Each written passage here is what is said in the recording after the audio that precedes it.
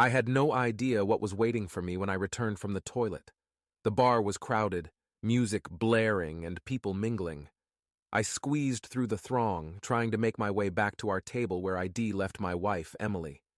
But as I got closer, my blood started to boil. Some guy was sitting in my seat, his arm wrapped around Emily like he owned her. She was leaning into him, laughing at something he said. The sight made my stomach churn. "What the hell are you doing in my chair?" I demanded, my voice louder than I intended. Emily barely glanced at me. "Honey, find another seat," she said nonchalantly, her eyes still fixed on her new companion.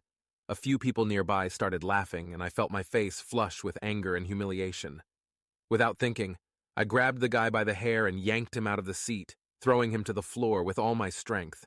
He barely had time to react before I landed a punch square on his jaw. He let out a yelp, but it was drowned out by the cheers and shouts of the onlookers. Before he could get up, I kicked him hard between the legs. He curled up in agony, but I wasn't done. I wanted him to feel every bit of the anger coursing through me.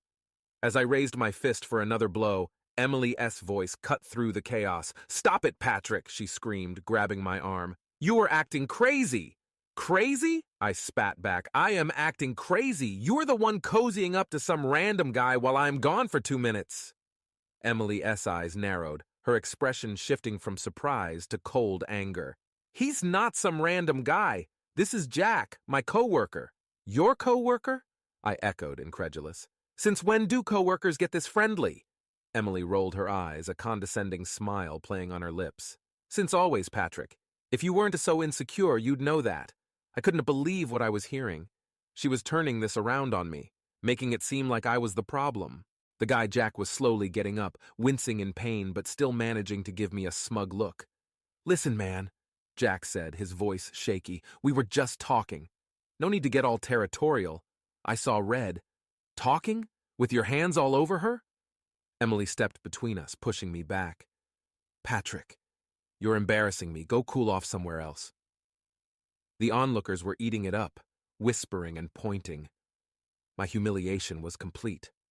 With one last glare at Jack, I turned on my heel and stormed out of the bar, my fists clenched and my mind racing. I stormed out of the bar, fuming. The night air was chilly, but it did nothing to cool my anger. I walked aimlessly, my thoughts a tangled mess of betrayal and rage. How could Emily do this to me? The image of her laughing with Jack was seared into my mind. After what felt like hours, I found myself at our front door. I hadn't planned on coming home so soon, but my feet had brought me here on autopilot. I took a deep breath and opened the door, hoping that maybe, just maybe, this was all a misunderstanding. Emily was already inside, sitting on the couch with a glass of wine in hand. She looked up when I entered, her expression a mix of annoyance and something else I couldn't quite place. "So, you are back," she said, taking a sip of her wine. "Did you calm down?" I clenched my fists, trying to keep my temper in check. "What the hell was that, Emily? How could you act like that in front of everyone?" She shrugged, unbothered. "You overreacted, Patrick. Jack is just a friend. We were having a good time until you decided to make a scene." "A good time?" I scoffed. "Is that what you call it? You were practically draped all over him." Emily rolled her eyes. "You are being ridiculous. Jack and I were just talking. If you weren't so insecure, you would see that." "Insecure?" I repeated, my voice rising. "You are calling me insecure after you flirted with another man right in front of me?" Emily set her glass down and stood up, crossing her arms over her chest. "Yes, Patrick, insecure.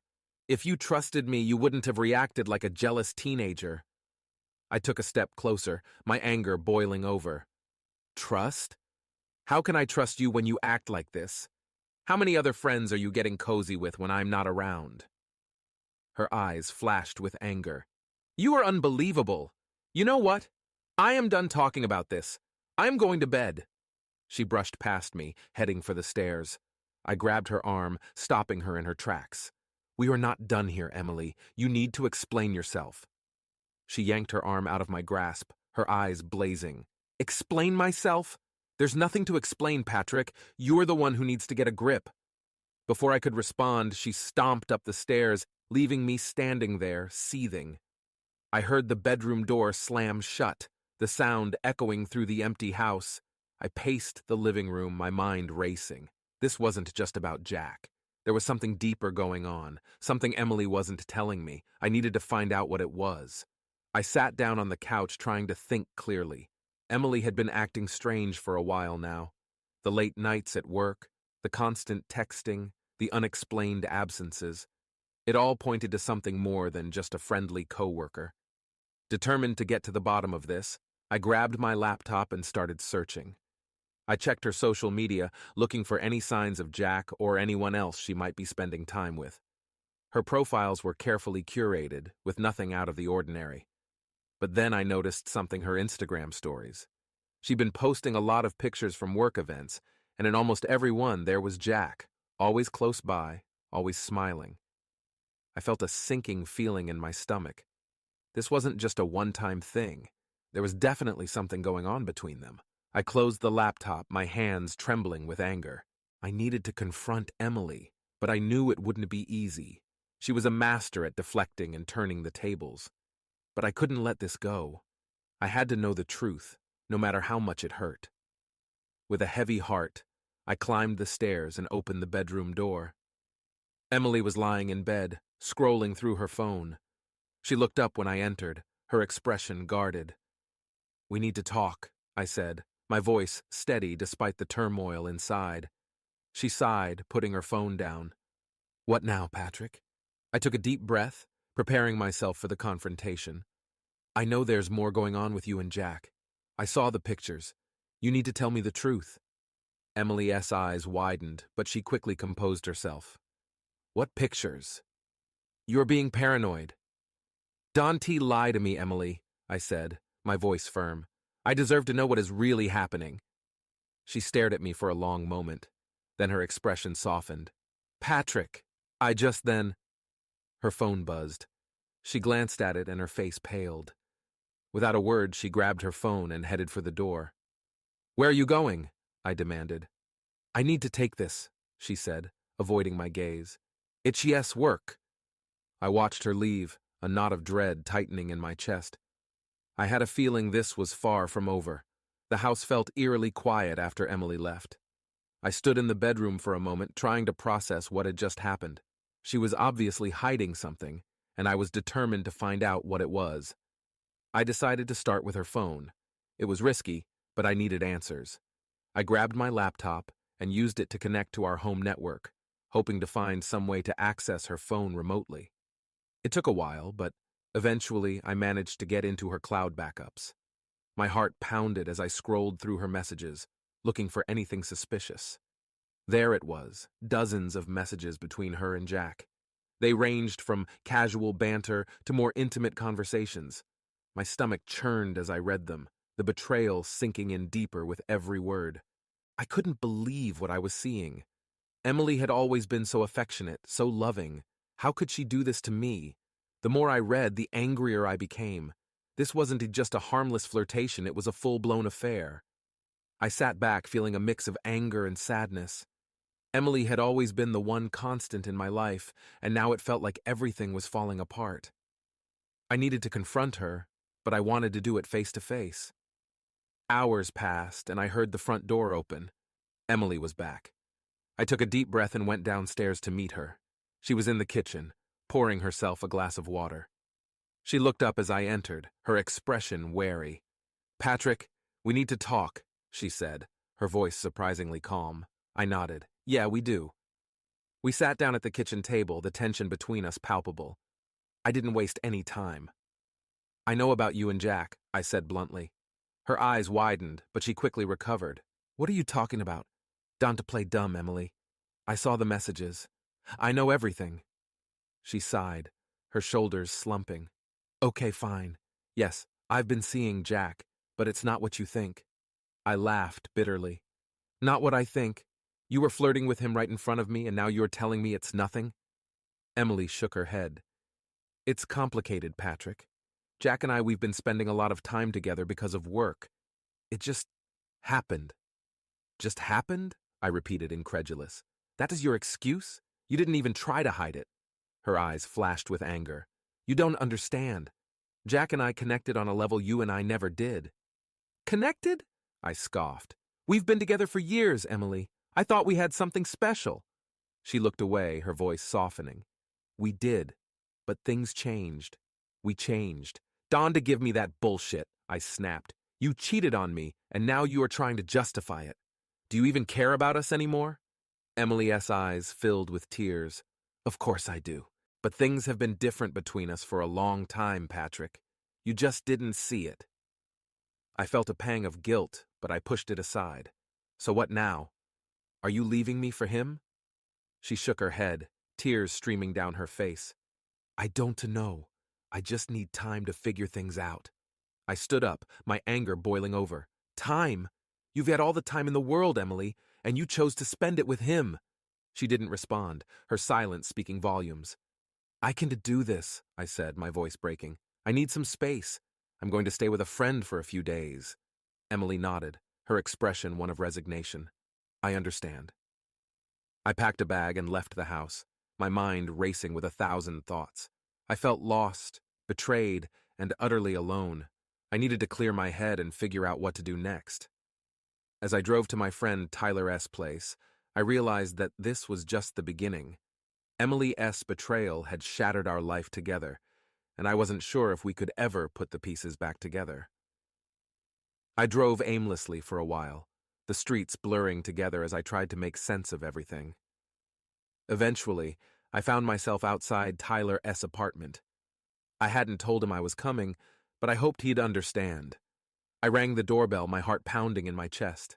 Tyler opened the door, his eyes widening in surprise. Patrick? What are you doing here? I sighed, feeling the weight of the last few hours crash down on me. I need a place to stay for a few days. Can I crash here? He stepped aside, ushering me in. Of course, man. Come in. What's going on? We sat down on his couch and I told him everything, from the incident at the bar to the messages I found on Emily's phone. Tyler listened quietly, his expression growing darker with every word. Jesus, Patrick, he said when I finished. I had no idea it was this bad. Neither did I replied, running a hand through my hair. I don't know what to do, Ty. I feel like my whole world is falling apart. Tyler nodded, leaning back in his seat. It is a tough situation, no doubt about it. But you are welcome to stay here as long as you need. Thanks, I said, grateful for his support. I just need some time to think. Over the next few days, I tried to keep myself busy. Tyler and I watched movies, played video games, and talked about everything but Emily. It was a welcome distraction, but the nagging pain in my chest never really went away. One evening, as we were sitting on the couch with a couple of beers, Tyler turned to me, a serious look on his face. So, what are you going to do, Patrick? About Emily, I mean. I took a long sip of my beer, contemplating his question. I don't know. Part of me wants to try and work things out, but another part of me feels like it's too late. How can I ever trust her again? Tyler nodded thoughtfully. Trust is hard to rebuild once it has been broken, but it is not impossible. The question is, do you think it's worth it? I stared at the floor, the weight of his words sinking in. I don't know, I admitted. I love her, but this betrayal, it's like a knife in my heart. Maybe you should talk to her, Tyler suggested. Really talk to her. Find out why she did what she did. Maybe there's more to the story than you know. I nodded slowly. Yeah, maybe you're right, but it's going to be hard. He clapped me on the shoulder. I am here for you, man, whatever you decide. The next morning, I decided to take Tyler's advice. I needed to confront Emily again, but this time, I was determined to get the whole truth. I drove back to our house, my mind racing with questions and doubts. When I walked through the door, I found Emily sitting at the kitchen table, staring blankly at a cup of coffee. She looked up as I entered, her eyes red and puffy. Patrick, she said softly, I didn't expect you back so soon. I sat down across from her, my heart heavy. We need to talk, Emily. I need to understand why you did this. She nodded, wiping away a tear. I know. I have been thinking a lot about it too. Then start talking, I said, my voice firm but not unkind. Emily took a deep breath, her hands trembling slightly. It started a few months ago. Jack and I were working late on a project and we just connected. I don't know how to explain it, but I felt something with him that I haven't felt in a long time. I clenched my fists, trying to keep my emotions in check. And what about us? What happened to us? She looked down, her voice barely a whisper. I don't know, Patrick. We've been growing apart for a while now. I didn't realize how much until Jack came along. So you decided to have an affair? I asked, my voice rising. Instead of talking to me, you chose to betray me? I'm sorry, she said, her eyes filling with tears again. I never meant to hurt you. I was confused and I made a terrible mistake. I took a deep breath, trying to steady myself. Do you love him? She shook her head vehemently. No, it was never about love. It was about feeling something I thought I had lost. Her words cut deep, but I needed to know the truth. Do you still want to be with me, Emily? She looked up, her eyes pleading. Yes, Patrick. I love you. I want to make this work, but I understand if you can forgive me. I stared at her, my mind a whirlwind of conflicting emotions. I loved her, but the betrayal was still fresh, the wound still raw. Could I ever forgive her? Could we ever go back to the way things were? I don't know, I said finally. I need time to think. Emily nodded, her expression resigned. Take all the time you need. I'll be here, waiting. I stood up, feeling a strange mix of relief and sorrow. I'll let you know what I decide. As I left the house, I felt a weight lift off my shoulders. The road ahead was uncertain, but at least I had taken the first step towards finding a resolution. I spent the next few days at Tyler S. Place, mulling over everything Emily had said. My emotions were a tangled mess of love, betrayal, anger, and sadness. Tyler was a constant support, giving me space when I needed it and lending a sympathetic ear when I was ready to talk. One evening, as we were sitting on his balcony, Tyler spoke up. You know, Patrick, sometimes it's not about fixing what S broken. Sometimes it's about starting fresh. I looked at him, confused. What do you mean? He sighed, taking a sip of his beer. Maybe trying to fix things with Emily isn't the right move. Maybe you need to focus on yourself for a while. Figure out what you really want. His words made sense, but the thought of ending things with Emily was almost unbearable. We built a life together, shared so many memories. How could I just throw all that away? How do I even begin to do that? I asked, feeling lost. One step at a time, Tyler replied. Start by deciding what is best for you. Not for Emily, not for anyone else. Just you. I nodded, taking his advice to heart. The next morning, I woke up with a renewed sense of purpose. I needed to talk to Emily again, but this time, it would be on my terms. I drove back to our house, my resolve firm. Emily was sitting in the living room, looking up when I entered. Her face was etched with worry, but she didn't say anything. Emily, we need to talk, I said, my voice steady. She nodded, motioning for me to sit down. Okay, I am listening. I took a deep breath, gathering my thoughts. I've been thinking a lot about everything that has happened, and I think Tyler is right. Maybe we can fix what S broken. Maybe we need to start fresh. Her eyes widened, fear and sadness flashing across her face. Are you saying you want a divorce? I don't know, I admitted, but I think we need to separate, at least for a while. I need time to figure things out, and I think you do too. Emily's face crumpled, tears spilling down her cheeks. Patrick, please, I know I messed up, but I love you. I want to make this work. I felt a pang of guilt, but I pushed it aside. I love you too, Emily. But right now, I need to focus on myself. We both do. She nodded, wiping her tears. If that is what you need, I'll respect that. But please, don't give up on us completely. I won T, I promised. But we need time apart to see if we can rebuild what we had. We talked for a while longer, discussing the logistics of our separation. Emily agreed to stay with a friend for a few weeks, giving us both the space we needed. It was a difficult conversation, but it felt like the right decision. As Emily packed a bag and left the house, I felt a strange sense of relief. The future was uncertain, but for the first time in a while, I felt like I was taking control of my life. The house felt empty without Emily. The silence was deafening, but it also gave me the space I needed to think. I spent the first few days in a daze, trying to adjust to the new normal. Tyler checked in on me frequently, making sure I wasn't drowning in my thoughts. One evening, he suggested we go out to a new bar that had just opened downtown. You need to get out of the house, Patrick. Clear your head a bit. I reluctantly agreed, knowing he was right. We arrived at the bar, a trendy place with dim lighting and a lively atmosphere. It was packed, but we managed to find a couple of seats at the bar. As we ordered our drinks, Tyler nudged me. Look, I'm not saying you need to jump back into the dating scene, but it wouldn't hurt to talk to someone new. I glanced around, feeling a bit out of place. I don't know, Ty, I'm not really in the mood. He shrugged, taking a sip of his beer. Just try to have a good time, you deserve it. I nodded, but my mind was still on Emily and everything that had happened. I needed a distraction, something to take my mind off the mess my life had become.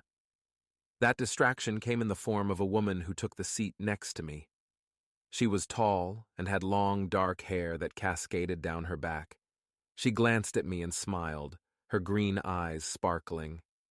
"Hey," she said, her voice warm and inviting. "Mind if I sit here?" "Not at all," I replied, trying to match her smile. She extended her hand. "I am Rachel." "Patrick," I said, shaking her hand. We started talking, and to my surprise, the conversation flowed easily. Rachel was smart, funny, and had a way of making me feel at ease. For the first time in weeks, I found myself genuinely enjoying someone's company.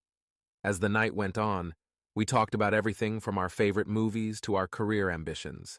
It felt good to connect with someone new, to forget about my troubles for a while. Tyler eventually excused himself, giving me a knowing look as he left. I stayed, enjoying the conversation with Rachel. We ended up closing the bar down, and as we left, she gave me her number. "I had a great time tonight," she said. "Maybe we can do this again sometime?" I nodded, feeling a strange mix of excitement and apprehension. I like that. Over the next few weeks, Rachel and I started seeing each other regularly. It was nothing serious, just two people enjoying each other as company. She knew about my situation with Emily, and she was understanding and patient. Meanwhile, Emily and I continued our separation. We kept in touch, mostly through text messages and occasional phone calls. She was staying with a friend and focusing on her own healing process. It was hard, but the space seemed to be helping both of us. One afternoon, I decided to visit my parents. They'd been worried about me and wanted to know how I was holding up. As I sat in their cozy living room sipping on a cup of tea, my mom gave me a concerned look. "How are you really doing, Patrick?" she asked, her voice gentle. I sighed, setting my cup down. "I am managing. It's been tough, but I think the separation was the right move." My dad nodded, his expression serious. "Sometimes you need to take a step back to see things clearly." "Have you thought about what you want to do next?" my mom asked. I hesitated, unsure of how to answer. "I don't know yet. I am seeing someone new, but it's nothing serious. And Emily and I are still figuring things out." My mom reached over and squeezed my hand. "Just take your time, Patrick. You will figure it out." I left my parents' house feeling a bit more at ease. They were right. I needed to take things one step at a time. The future was uncertain, but I was starting to feel hopeful. Days turned into weeks, and my life slowly started to regain some semblance of normalcy. I spent time with Rachel, who became a steady source of comfort and distraction. She was understanding about my situation with Emily, and our relationship remained light and casual. But Emily was never far from my thoughts. Our separation gave me space to think, but it also brought a sense of unresolved tension. We needed to have another serious conversation about our future. I decided it was time to face her again, to figure out if there was anything left worth salvaging. I called Emily and asked if we could meet. She agreed, and we arranged to meet at a quiet coffee shop we used to frequent. When I arrived, Emily was already there nursing a cup of tea. She looked up as I approached, her face a mixture of apprehension and hope. "Hi, Patrick," she said softly. "Hi, Emily," I replied, taking a seat across from her. For a moment, we just sat there in silence, both unsure of where to start.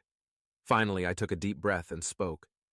"We need to talk about us, about what happens next," I said, trying to keep my voice steady. Emily nodded, her eyes glistening with unshed tears. "I know. I have been thinking a lot about it too." "Do you still love me?" I asked bluntly, needing to hear her answer. She looked down at her hands, then back up at me. Yes, Patrick, I do. But I understand if you can forgive me. What I did was unforgivable. I sighed, feeling a weight on my chest. I don't know if I can ever forget what happened, but I also can't ignore the years we spent together. We had something real, something worth fighting for. Emily nodded, her expression earnest. I want to fight for us, Patrick. I know I messed up, and I know it won't be easy, but I am willing to do whatever it takes to rebuild your trust. Trust is hard to rebuild, I said, echoing Tyler's words. But maybe we can try, slowly, one step at a time. She smiled, a small glimmer of hope in her eyes. I am willing to do that, whatever it takes. We spent the next few hours talking, really talking. We laid everything out on the table, from the reasons behind her affair to the things that had been missing in our relationship. It was painful and raw, but it felt necessary. As we left the coffee shop, I felt a strange mix of relief and apprehension. We had a long way to go, but at least we were taking the first steps towards healing. That night I called Rachel and told her about my meeting with Emily. She listened quietly, her understanding and patience a balm to my troubled heart.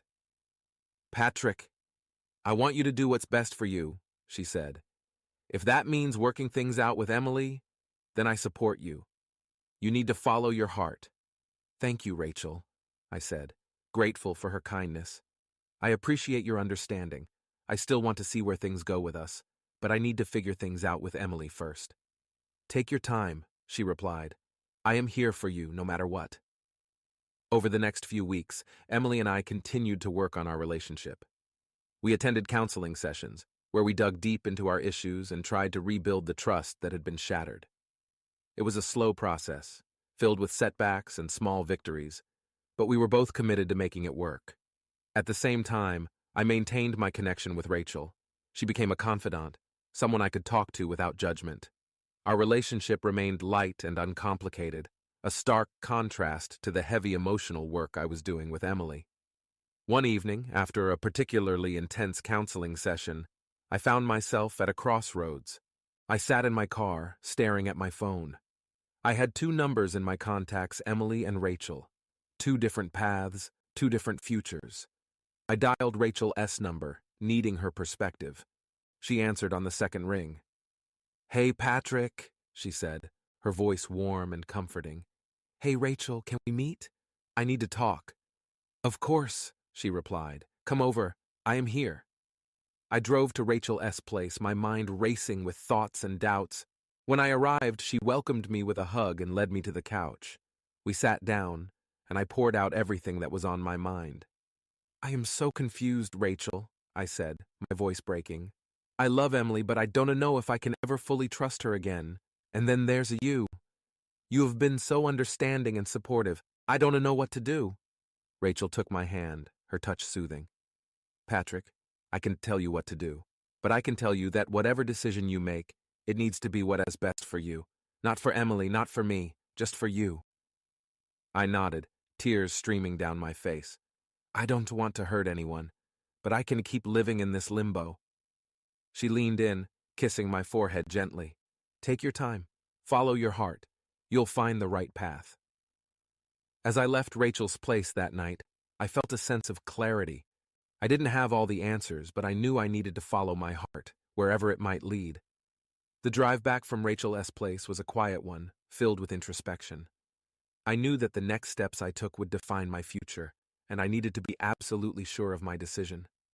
The weight of the choices before me was immense, but I felt a glimmer of clarity beginning to form. I arrived home late that night, the house silent and still. Emily was staying with a friend, giving us both the space we needed. I walked through the empty rooms, memories of happier times flashing before my eyes. Our laughter, our arguments, the quiet moments of contentment, everything was a part of the life we had built together. The next morning, I decided it was time to talk to Emily again. I needed to be honest with her about everything, including my feelings for Rachel. It was the only way to move forward, whether that meant trying to rebuild our marriage or letting it go. I called Emily and asked if we could meet. She agreed, and we arranged to meet at the park where we used to go for walks on Sundays. When I arrived, she was already there, sitting on a bench by the pond. She looked up as I approached, her face a mix of hope and fear. "Hi, Patrick," she said softly. "Hi, Emily," I replied, taking a seat next to her. We sat in silence for a moment, watching the ducks glide across the water. Finally, I turned to her, my heart heavy with the weight of what I was about to say. "Emily, I've been doing a lot of thinking," I began, "and I need to be completely honest with you." She nodded, her eyes fixed on mine. "I appreciate that. I've been thinking a lot too." I took a deep breath, steeling myself. "I still love you, Emily, but I'm not sure if we can ever go back to the way things were. The trust has been broken, and I don't know if it can be fully rebuilt." Her eyes filled with tears, but she didn't look away. "I understand, Patrick. I know I have hurt you deeply, and I don't expect forgiveness overnight, but I am willing to do whatever it takes to make things right." "There's more," I said, feeling a lump form in my throat. "I've been seeing someone else. Her name is Rachel, and she has been a great support for me during this time. Our relationship is casual, but it made me realize that maybe we need to let each other go." Emily's face crumpled, tears streaming down her cheeks. "I see. So you're saying you want a divorce?" I shook my head, my own eyes filling with tears. "I'm not sure. Part of me wants to try and work things out, but another part of me feels like we both need to move on. I just want to be honest with you about everything." She nodded, wiping her tears. "I appreciate your honesty, Patrick. I really do. But this is hard to hear. I still love you, and I want to fight for us.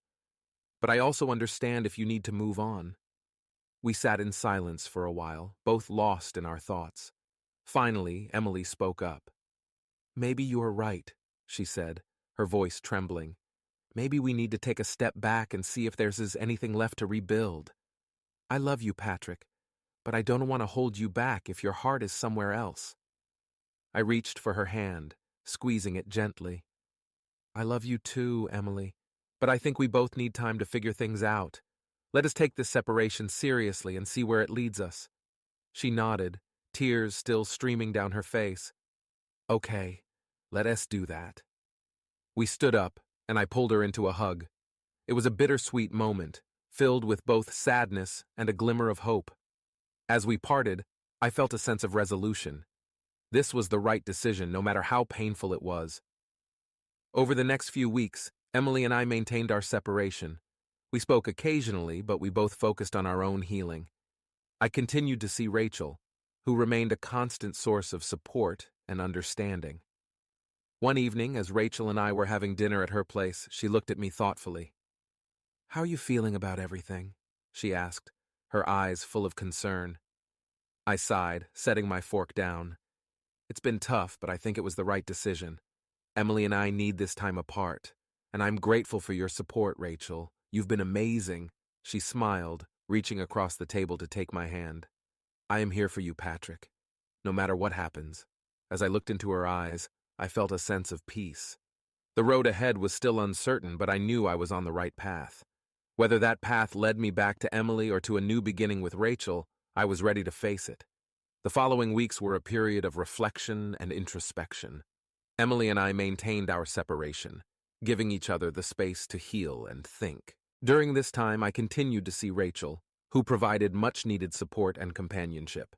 But even as our relationship grew, the unresolved issues with Emily weighed heavily on my mind. One evening, I decided to visit my therapist, Dr. Matthews. I needed clarity, and I hoped he could help me sort through my tangled emotions. As I sat in his cozy office, I felt a sense of relief. This was a safe space where I could speak freely. "Dr. Matthews, I am at a crossroads," I began. "I've been seeing Rachel, and she's been wonderful, but I still have unresolved feelings for Emily. I'm not sure what to do." Dr. Matthews nodded, his expression thoughtful. It's understandable, Patrick. You've been through a lot, and it's natural to feel conflicted. Let's break it down. What do you feel when you are with Rachel?" I took a deep breath, considering his question. "Rachel makes me feel understood and supported. She is kind, patient, and there's an ease in our relationship that I haven't felt in a long time." "And what about Emily?" Dr. Matthews asked gently. "With Emily, it's complicated," I admitted. "There is a lot of history, both good and bad. I still love her, but the trust is broken. I'm afraid we might never get back to what we had. Dr. Matthews leaned back in his chair, his gaze steady. Patrick, it's important to understand that trust, once broken, can be rebuilt, but it takes time and effort from both parties. It also requires a willingness to forgive and move forward. Do you think you and Emily are both willing to put in that work? I sighed, feeling the weight of his words. I don't know. Emily says she is willing, but part of me is afraid of getting hurt again. And then there's Rachel. I don't want to lead her on if my heart is still with Emily. Dr. Matthews nodded. It is a difficult situation, but it is crucial to be honest with both Emily and Rachel. They both deserve to know where you stand. Have you talked to Rachel about your feelings for Emily? Not fully, I admitted. I didn't want to hurt her, but I know I need to be honest. Transparency is key, Dr. Matthews said. Talk to Rachel, and when you are ready, have another conversation with Emily. You need to be clear about what you want, and that clarity will come from being honest with yourself and with them. I left Dr. Matthews' office feeling a bit lighter, but also aware of the difficult conversations ahead. That evening, I called Rachel and asked if we could meet. She suggested a quiet cafe, and I agreed. When I arrived, Rachel was already there, a warm smile on her face. We ordered our drinks and settled into a corner booth. Patrick, you sounded serious on the phone, she said, her eyes searching mine. What's on your mind? I took a deep breath, gathering my thoughts. Rachel, I need to be honest with you. I've been doing a lot of thinking about my situation with Emily, and I realized I still have unresolved feelings for her. Rachel nodded, her expression unreadable. I appreciate your honesty, Patrick. I knew this was a possibility when we started seeing each other. I care about you a lot, Rachel, I continued, but I don't want to lead you on or hurt you. I need to figure things out with Emily before I can truly move forward. Rachel reached across the table, taking my hand in hers. I understand, Patrick, and I want you to do what is best for you. If that means taking a step back to resolve things with Emily, then I support you. Thank you, Rachel, I said, squeezing her hand. You've been amazing, and I appreciate your understanding. We finished our drinks and parted ways with a hug. As I walked back to my car, I felt a mixture of sadness and relief. Rachel deserved someone who could give her their full heart, and I wasn't in a place to do that yet. The next day, I called Emily and asked if we could meet. She agreed, and we decided to meet at our house. When I arrived, she was waiting in the living room, looking anxious. Patrick, what is going on? She asked, her voice trembling. I took a deep breath, sitting down across from her. Emily, I need to be honest with you. I've been seeing Rachel, and she's been wonderful, but I've realized that I still have unresolved feelings for you. I can't move forward with her until I figure things out with us. Tears filled her eyes, but she nodded. I understand, Patrick, and I am willing to do whatever it takes to rebuild our trust and our relationship. But we need to be honest with each other and take it one step at a time. I agree, I said, my voice firm. Let us start by taking things slow. We'll continue our counseling sessions, and we'll work on rebuilding our trust and communication.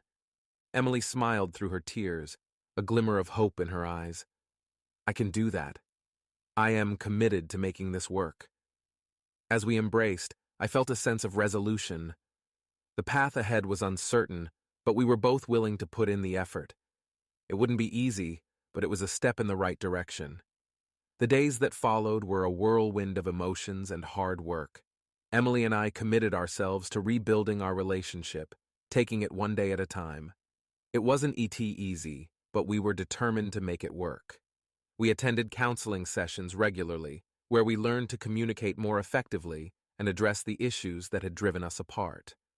Our counselor, Dr. Parker, guided us through exercises that helped us rebuild trust and reconnect on a deeper level. One evening, after an especially intense session, Emily and I sat on the porch, sipping tea and reflecting on our progress. You know, Emily said, her voice soft, I'm really grateful for these sessions. I feel like we're finally starting to understand each other again. I nodded, feeling a sense of warmth and hope. Me too.